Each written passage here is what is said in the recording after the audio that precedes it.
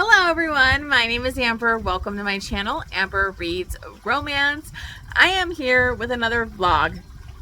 I vlogged all my reading experiences for the Boys of Taming series for the Finding 13, Keeping 13, Saving 6, Redeeming 6, and I am finally reading Taming 7.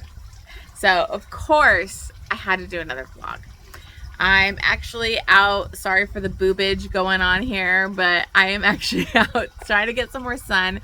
It's almost the end of my vacation. We were in Hawaii for a week, and now I'm back. It's the weekend, and just trying to get a little bit of extra sun before I have to go back to work. Blech. Don't want to deal with it. So sad it's over, but I am here for this Taming 7 vlog. So Chloe Walsh stole my heart with the Boys of Taming series, but I was very nervous to read this one because I did hear from people that are huge fans of the series that it did kind of ruin Gypsy for them. There were some issues that they had, and so I just kept putting it off. I was very nervous to read this, and so sorry, my hair is freaking flying in my face. Love the outdoors while filming. Anyways, I love Gypsy so much. He's one of my favorite characters from the Boys of Taming series. If you haven't read this series, it is one that emotionally broke me. I bawled my eyes out. I am way too connected to these characters. She does such a great character-driven type of story that just blew me away. Her writing is phenomenal. But I want to get to releasing 10, so I needed to finally pick this up. And I actually did get the audiobook on Libby. So I am listening to it, reading it, annotating it all at the same time. And I'm here to give you all my thoughts. So let's go ahead and dive into this vlog for Taming 7.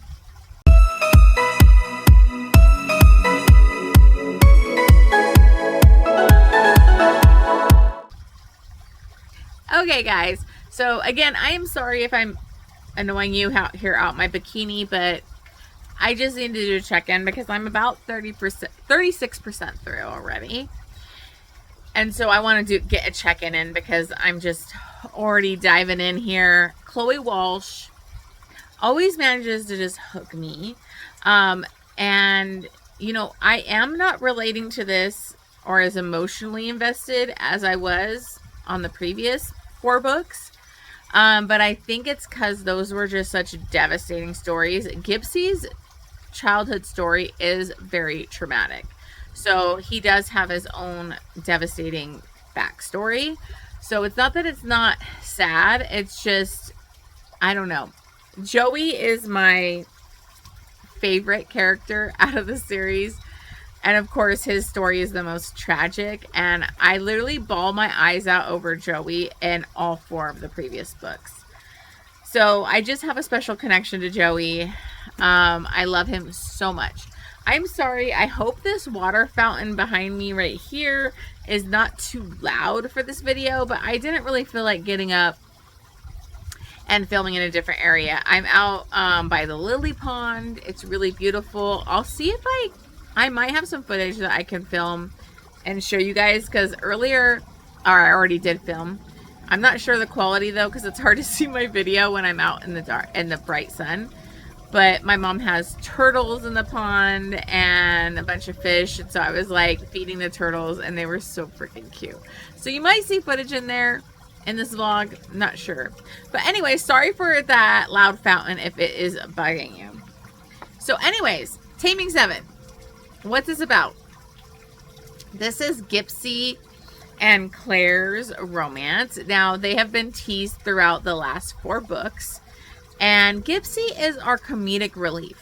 I mean, he always is the funny guy. He's the one getting himself in trouble. He's just always full of jokes and fun times. And I could tell that he did that already before reading this book, because he had put on this act of always being the fun, happy guy to cover up for something. And in this, we kind of dive more deep into it, because in the previous books, we do learn, especially when like Liz, who is one of the like bitch friends, She's a total bitch. She hates Gipsy. She's always attacking him. Now, in this, I've been highlighting like crazy about Liz because it's obvious that she's going to have some serious trauma that she's dealing with. So her way of coping with it is being the bitch and pushing everybody away.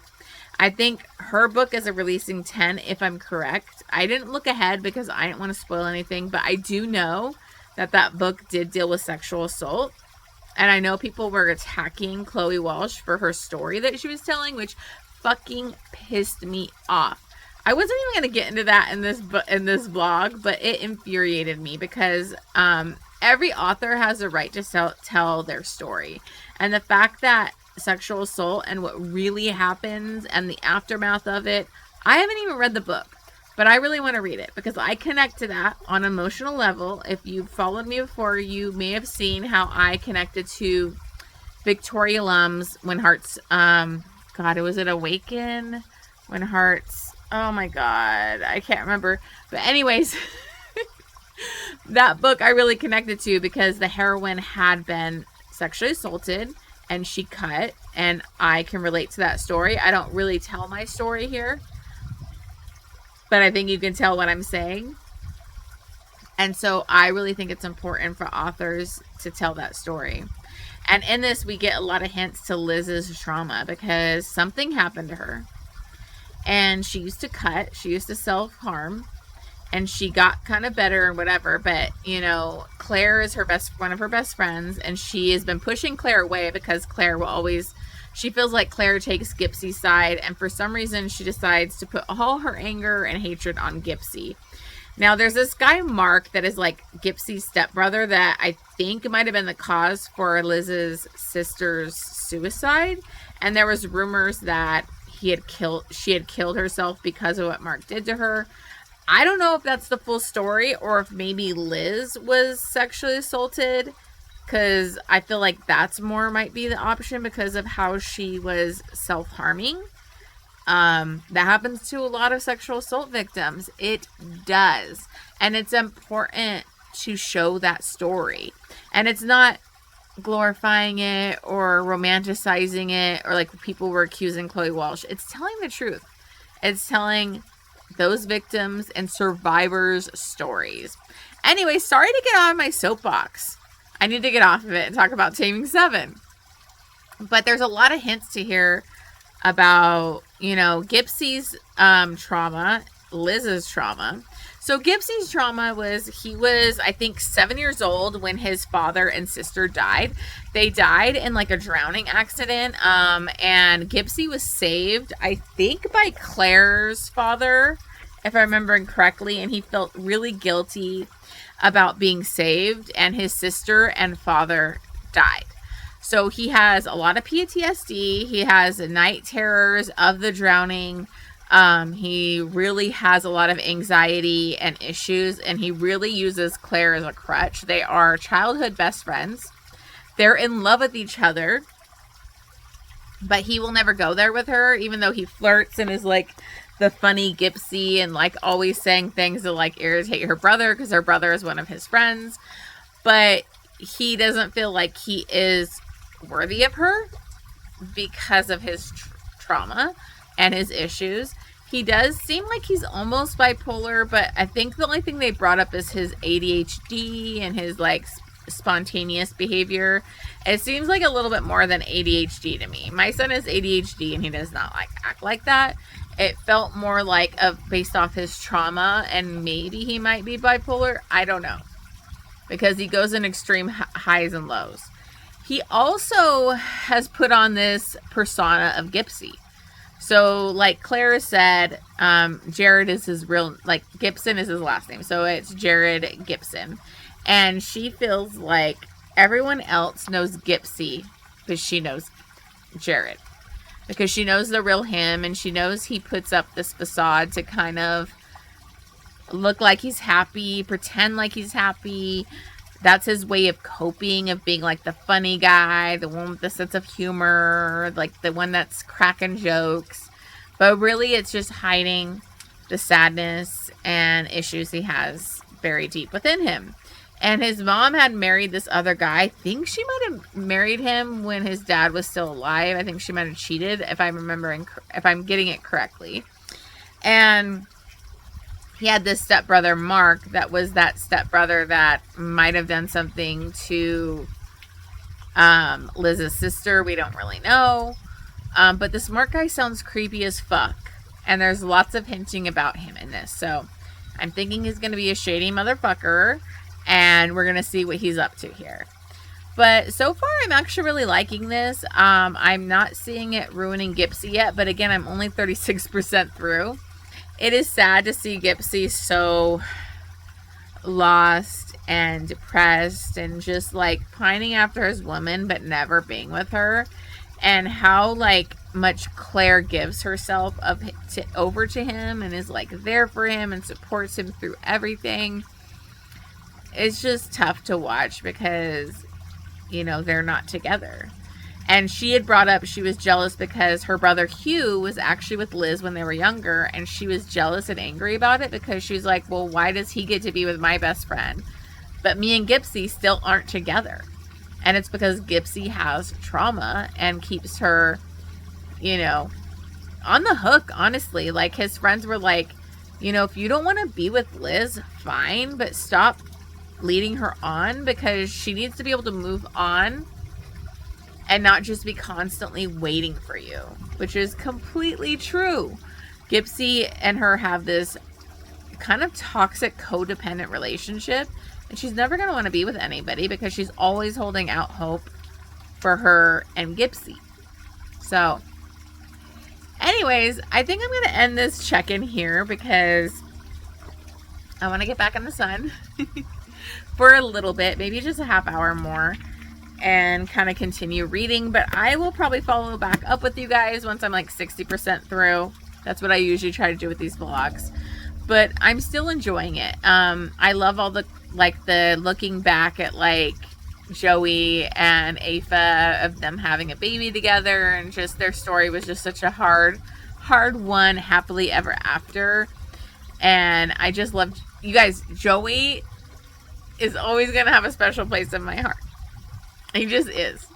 If you are interested, I vlogged Finding 13, Keeping 13, and then I vlogged Saving 6 and Redeeming 6. Again, I bawled hysterically during those books, like ugly cry. So those are interesting vlogs, and they're really long because it's a long books. Like, those are like 600 something pages. This is only one book for Gipsy and Claire, and I think it's like 440 something, 445 pages. Although the writing is like really small. I will say one little rant that I have, and I really loved the old out of print covers and like formats. They had thicker paper, they were better, they had better covers, and now we have like this with super tiny writing, and the pages are really flimsy, so it's kind of hard when I'm annotating. But that's what happens when these authors get picked up by publishers. You know, that's just what happens. But I wish they would have kept doing like some of the out of print style where the couples are on the cover, and like even if it was just from the author, and then I could have bought it from her website. Just saying. Chloe Walsh, I know you're never going to watch this, but could you make those cover options for me, please? Please? So all my books match. Because now I'm going to have to buy the other Finding 13, Keeping 13, Saving 6, Redeeming 6, and the newer covers. And they're just not as good. Anyways, you guys, already this is like a super long clip. But what else do you expect when I talk about Chloe Walsh? She's fucking amazing. She writes such emotional, character-driven stories. Check out my other vlogs because I cry. Anyways, I will check back in with you guys once I get 60% through the book, and we will see if I'm still feeling positive about it. See you on the next clip.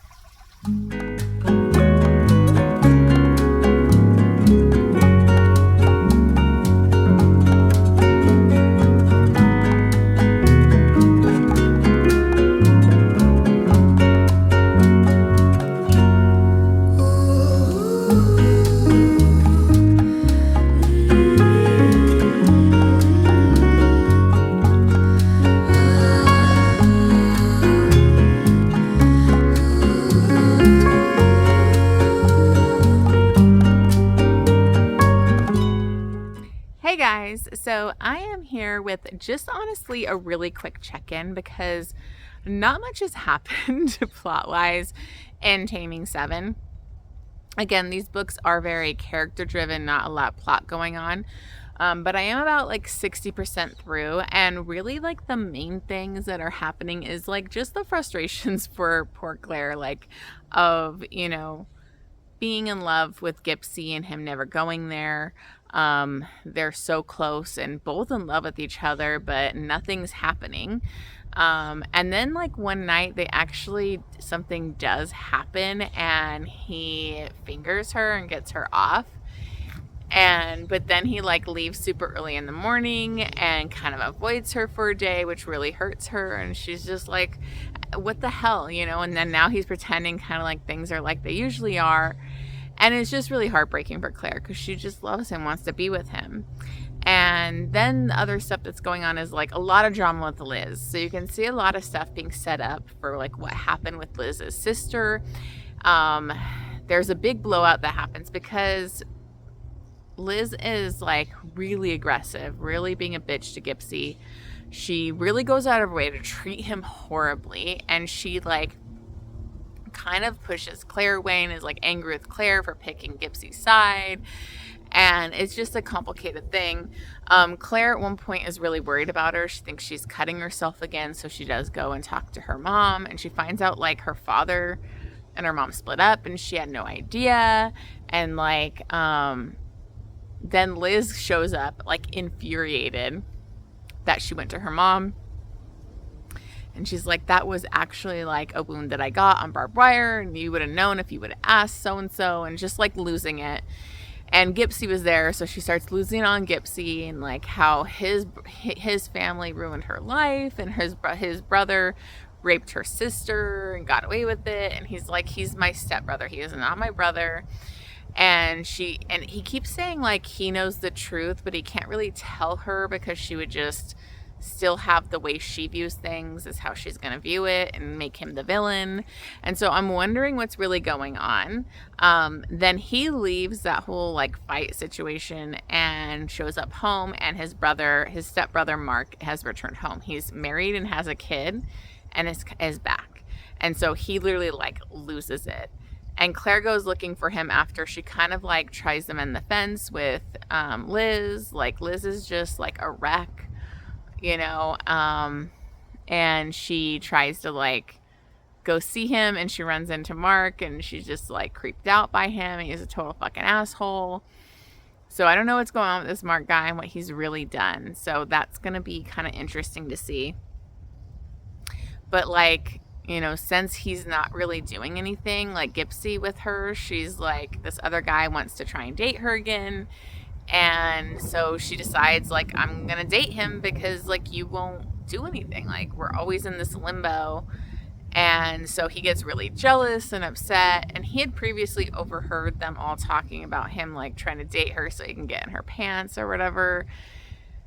So there's a couple scenes with Gipsy like losing it over like teammates talking about her inappropriately. Like he'll fly off the handle when it comes to his Claire Bear. And it's just hard because he's like so in love with her, but he never goes there with her. So honestly, like that's all I can really talk about. Like not much has happened. It's just kind of that constant cycle of Gipsy not being with her, but then wanting to be with her, and just this. So anyways, I just wanted to do a quick check-in. I will probably just check in with you once I'm finished, and we'll see how it goes from here. All right, see you on the next clip. Hey guys, I am back with my final check-in for Taming 7. I literally just finished it.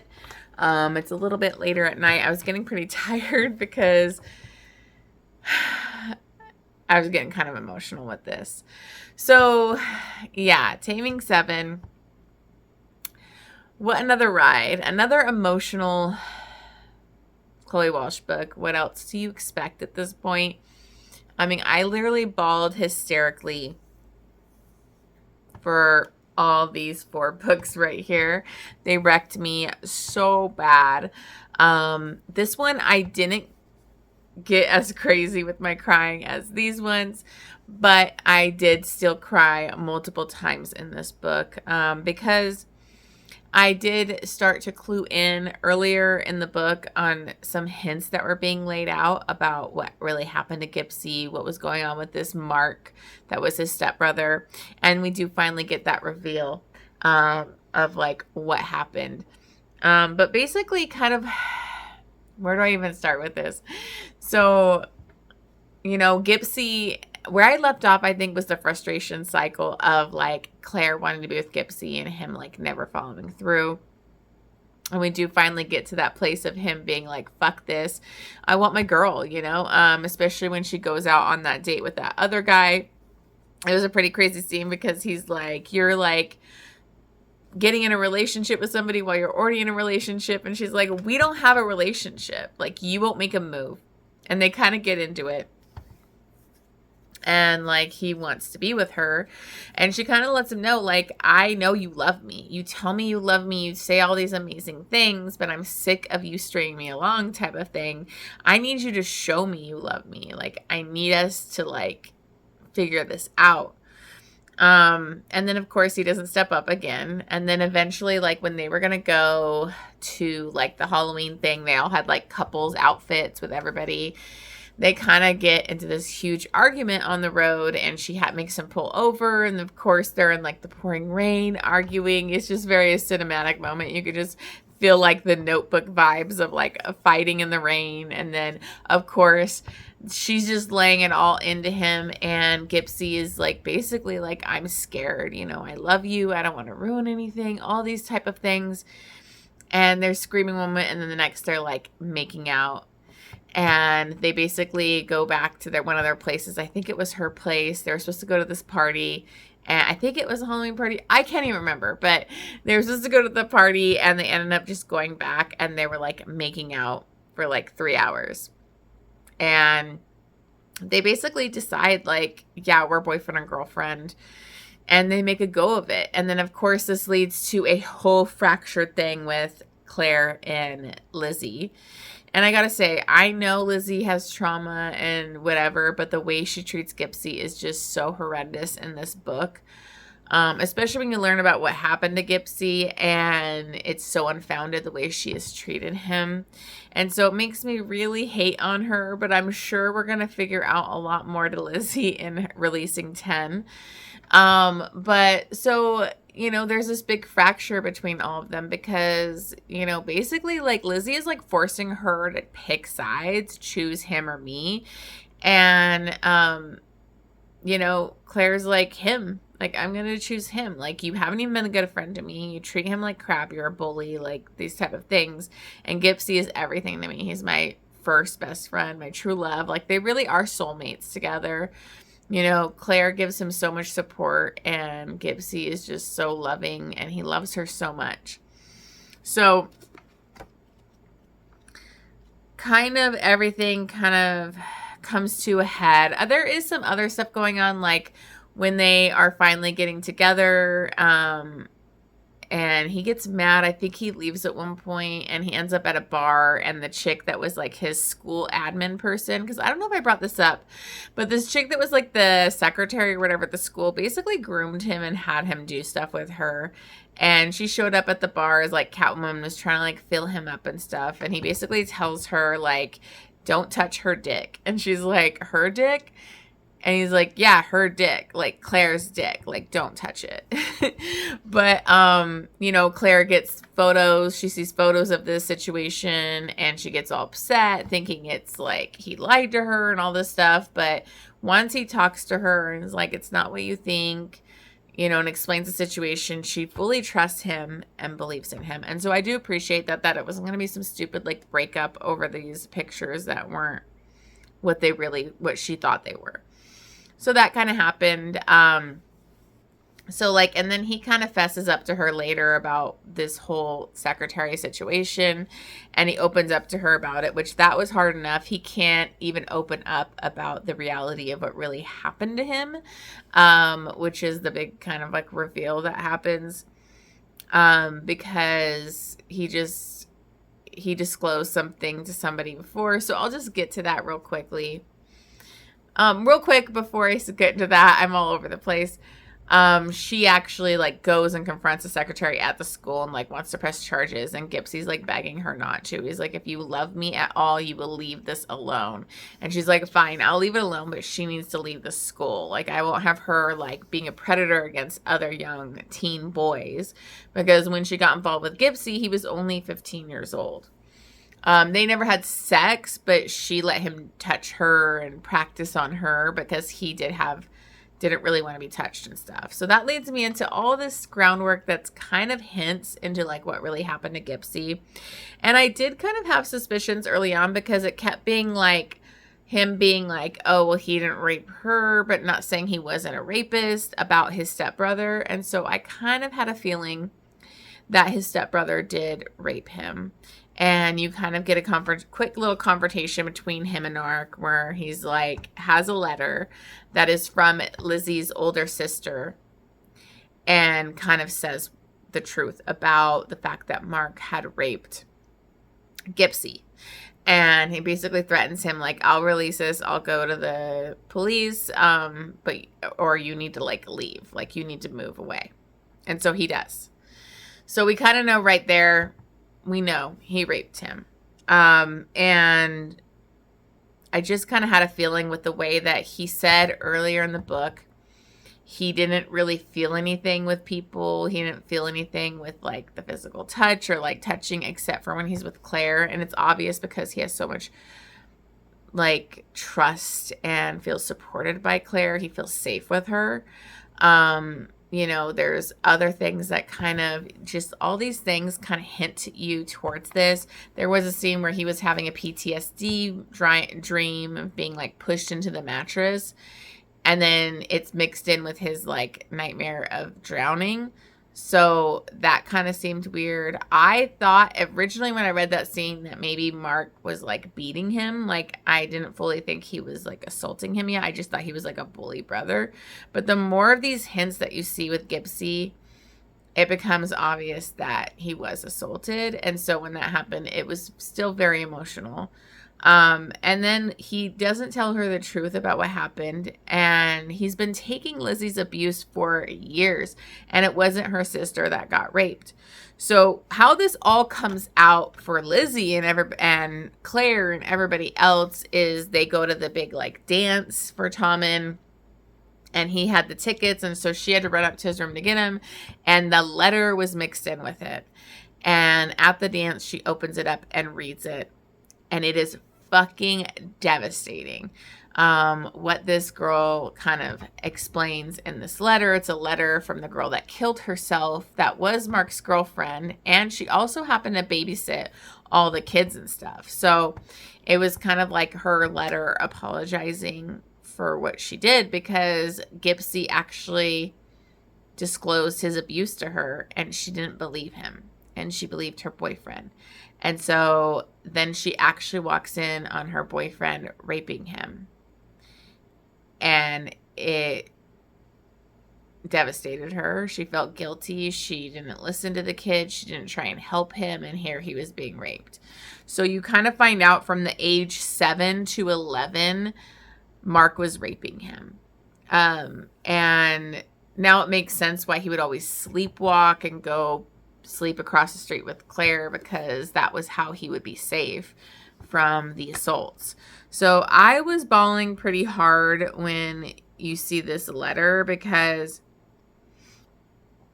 it is very emotional. I don't know. I just bawled my eyes out. I was crying. Like, I was reading this like right near my mom, and it just devastated me. So, like, I'm not going to read you her whole letter, but she says at one point, she's like, I let you down. I understand that now. And if I could go back in time to that night, I promise I would take you at your word. I would protect you from him. And, like, another part where it's just brutal. Like, I don't even know if I want to say it all, but she's like, You told me and I didn't listen. You were a young child who trusted his favorite babysitter enough to disclose the horrendous abuse you had been enduring at the hands of your stepbrother, and that babysitter chose to let her teenage hormones blind her. To say that had no rose-tinted glasses on when it came to Mark is an excuse that I won't give you, not you, sweet boy.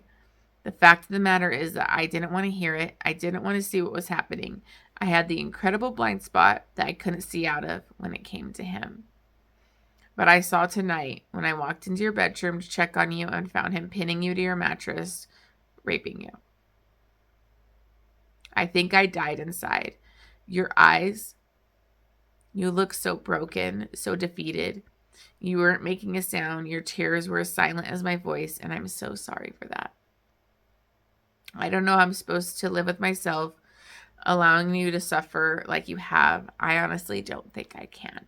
So that's just part of the letter. Sorry, I'm getting emotional, you guys.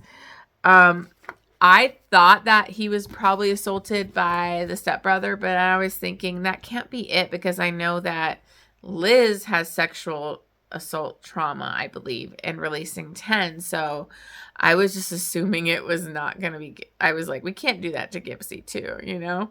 I know some people like didn't really love this book. They thought it was like ruined Gypsy, or I didn't feel it ruined Gypsy. I think it added more depth, but it did add a lot more heartbreak to Gypsy. But I can speak from experience from knowing somebody. I wasn't close with him, but I was acquaintances, and he took his life in high school. But he always seemed happy. He was the happy-go-lucky guy. He was always the fun, smiley, positive, all-American boy, had his whole life ahead of him. And so when he took his life, like, I was shocked. I was like, he was always so happy.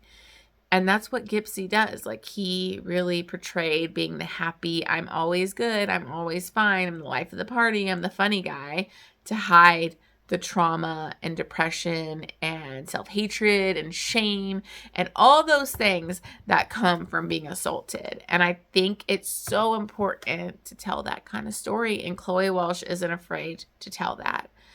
And it's just very heartbreaking. Now, I know a lot of people don't love this because it has a lot of sexual assault in it. And like, obviously in the next one, it has it. But I think it's important because this happens to people every day. So many kids get assaulted by somebody they trust too. And they're not believed. They feel alone. Like, this is somebody's story. And so I do think it's so important to tell those, even if it's hard to read, even if it's not a thing you want to read in a book. It's very traumatic. I would just say, you need to be checking for those things, the triggers, before you read a book then, because Chloe Walsh is dealing with some dark, tragic shit that happens in real life. And she puts it in her books, and character-driven stories, so that you love these characters more than anything. Like, I swear to God, I feel so connected to Joey more than any other character I've ever read. I love him so much. Just seeing Joey and Aoife in this, still doing good. I mean, it is always going to be a struggle for Joey to live with drug addiction, but he's doing his best to live day by day, to be sober for Aoife and his baby. It's just beautiful. I love seeing Johnny and Shannon still happy and in love. Those are very beautiful moments that come into this. I also love seeing how strong and loyal and an amazing friend Johnny is for Gypsy, because when Claire gets that letter, she pukes. She's devastated. She wants to go after this man. And Shannon has to calm her down and be like, this is not the place. We're at a dance. You cannot do anything right now. It's not your place to say anything. She's trying to calm her down. But of course, what ends up happening is Liz tears into Gypsy being a fucking bitch. And Claire can't take it anymore, especially knowing what really happened to Gypsy and that her sister wasn't the raped. He was. And Lizzie has been making him out to be a monster and the enemy, and talking down to him and brutally cutting him down for like his dyslexia and losing his parents, and he should have been the one to die. Like, cruel fucking shit, she says. And it's all unfounded. Gypsy was the victim. not her sister. So that leads to an all-out battle, and Claire accidentally lets it out of the bag in front of everybody. And that was just such a betrayal to Gipsy, because that was his secret to tell. And she let everybody know, and he has a lot of shame and embarrassment about what happened to him. So he kind of was like, I can't be your friend anymore. You betrayed me. He's very devastated. Of course, Gipsy makes a quick turnaround, and he stays with Johnny for a little bit. And he goes back to his woman, and they talk it out. And he's like afraid she can't love him knowing the truth now. And she's just like, I always love you. I love you even more now because you're so strong. And it's just very beautiful. So, but that night she basically told Lizzie, like, we're done. Like, you want me to choose sides? I choose Gipsy, and I don't want to speak to you anymore.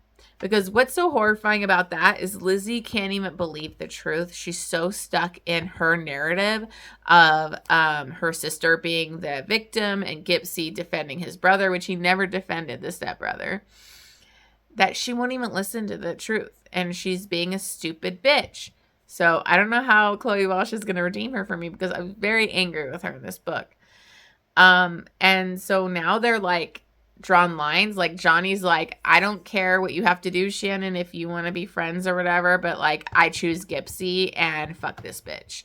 And I loved that. I love that Johnny was so supportive and there for Gipsy. It was just, the ending is very emotional. I will say, I feel like this ending was rushed, especially we don't find the letter thing happens. Let me see if I can get to it. Okay, so this is when the letter is. So literally that much book is left after dealing with the reveal of his trauma to his friends and stuff. And I just don't know why Chloe made this one shorter.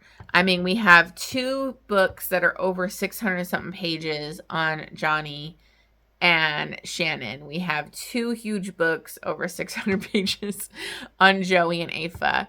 And then this is what Gipsy gets. I think it deserved more. It deserved to be at least another 300 pages long. Like, we're used to long books from her. That's completely fine. Or it needed to be 2 books, because we kind of needed to deal more with Gipsy's trauma and the aftermath and how he's going to deal with that, because he hasn't been dealing with it in an efficient way. So I just felt like that needed to be dealt with more. And then the other thing that I had an issue with was that him and Lizzie like never talk it out. Like, she never apologizes, and I'm sure she's carrying that into releasing 10, because that's going to be, you know, Lizzie's book. But it just left so much unresolved, and just made my heart break for Gipsy that like Lizzie treated him like this, and she didn't even have to like apologize or take accountability for her behavior. So I know a lot of that, maybe a lot of the stuff that I'm missing in this is going to be in releasing 10, but it did feel a little like left unresolved, you know, with what we're used to dealing with the couples. So I would have loved a little bit more for this, so we could explore his trauma and have him recover from it and work through things. But I still really enjoyed this book.